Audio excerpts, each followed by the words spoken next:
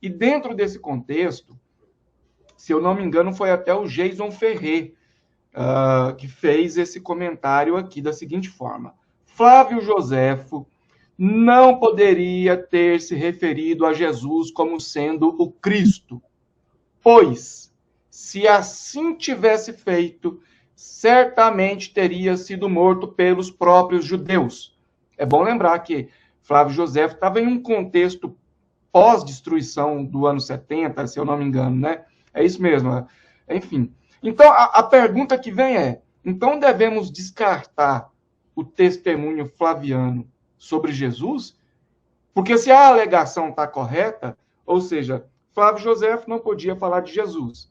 Então, o que temos nos escritos de Flávio Joséfo foi uma inserção tardia. Porque se ele tivesse falado sobre Jesus, ele teria sido morto pelos próprios judeus. Então, essa grande peça em favor, pelo menos do Jesus histórico, seria excluída. E funciona desse jeito? O que você tem a dizer sobre essa questão aí do testemunho flaviano? É interessante que, assim, o que nós temos? Nós temos uma pessoa que se opõe ao cristianismo e que ela quer, de qualquer maneira, retirar qualquer fonte, qualquer citação que traga alguma autenticidade.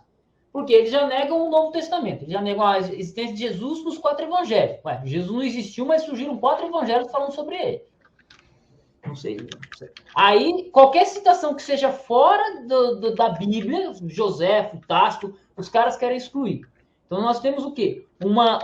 Nós temos um viés anticristão, negacionista ao Cristo. Então, nós já começamos... Essa é a pessoa que está fazendo o questionamento. Não é alguém que crê e que discorda, ou um estudioso na área. Então, já temos um problema muito sério. Não é um cara que está interessado em estudar crítica textual ou história com profundidade. É alguém que simplesmente odeia o cristianismo e quer desqualificá-lo de qualquer forma e vai usar qualquer argumento. Então, já começa por aí. Mas assim, entrando no José, saindo do ad hominem, a gente entra no argumento.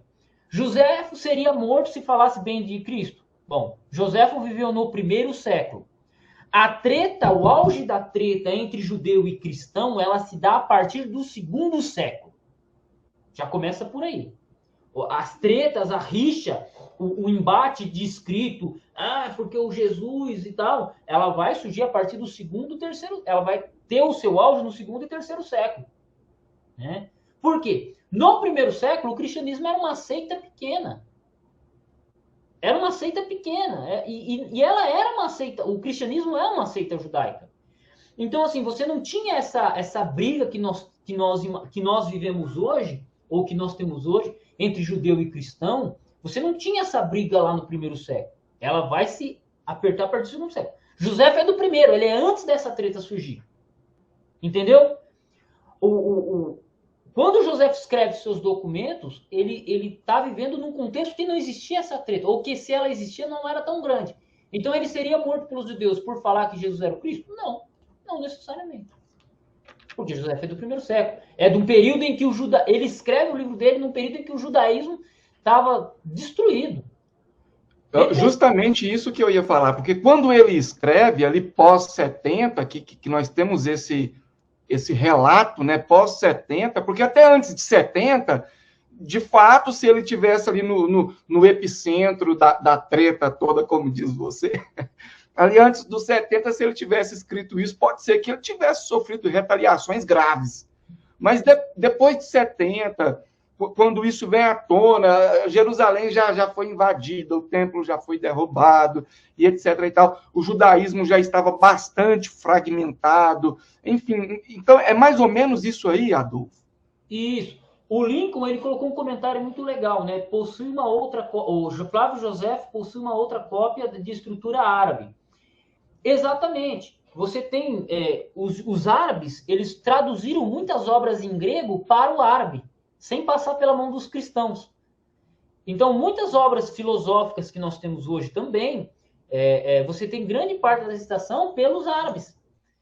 E José, você tem essa cópia em árabe, se eu não me engano, a parte que ele fala, que ele menciona de Jesus, está em árabe também. Opa, mas o árabe não gosta de cristão. E ele copiou Joséfo lá no grego e tá aí, sem passar pela mão dos cristãos. Então, tipo, quando você começa a olhar textualmente, você começa a perceber que o argumento ele não bate muito com a evidência, né? O argumento anti-negacionista ele começa a não bater, né? Então, sei lá, mano. Por isso que eu não gosto de brigar com ateu, cara. Ateu você tem que discutir filosofia e metodologia com os caras, e eles mesmo não seguem a metodologia que eles estão propondo para você cristão. Aí só pega os incautos. É triste.